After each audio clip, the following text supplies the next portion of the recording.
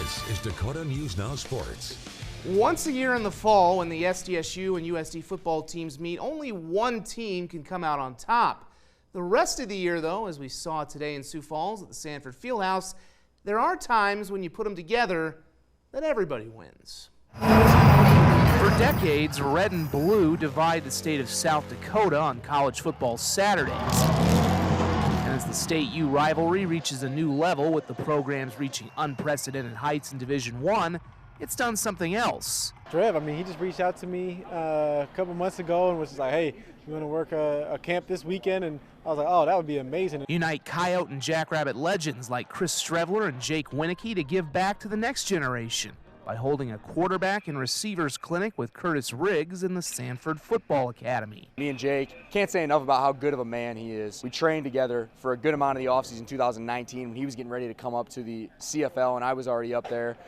He always talks about how I taught him the waggle, and we just developed a friendship at that time. We've kept in touch, and so when this whole idea kind of came to fruition, he was the first person I reached out to. It's all about just giving these kids the knowledge that they need to get better. It's not about state and USD. It's just about coming together to help the kids. The past and future also came together with the present, as players from the current state and U teams, including starting quarterbacks Gronowski and Aidan Bouman, joined as coaches. I can even just imagine when I was a freshman in high school, like looking up to all these college athletes, like this is so cool, and to be in a different role reversal, I just want to try and be a good role model for them. It's for a bigger cause. It's teaching the youngins how to whip the ball around. So it's fun to be out here, and we have a lot of great minds out here too. Each lending their voices and insights. And I just really try to focus on everyone's footwork because the top part, the throwing mechanics will come later, but if you don't have a base to start, then it's not all going to work out. This afternoon we're going to get in the classroom, we're going to watch some film, we're going to talk X's and O's, we're going to talk about the mentality of the game.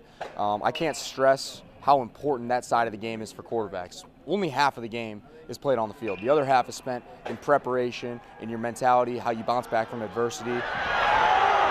We bring a lot of different expertise in different areas of the game. I think the main thing is being a leader, and I think that's what we're trying to show and implement in these kids. Is like, hey, if you want to be, if you want to make it to the next level, you got to be good leaders, and we're trying to do that right now. All knowing that the next great players or rivals to wear red and blue could take some big steps toward that right here. It's just teaching them all the things that I've learned, and so now they can just add to their toolbox, and now they have a lot of different things that they can pull from. Me and Streveler have talked about, like, something we want to do year after year, and to think, okay, different guys, and maybe a kid that's here right now is later on, now he's playing at SDSU or he's playing at the next level, and he's able to come back and pour into these kids' life.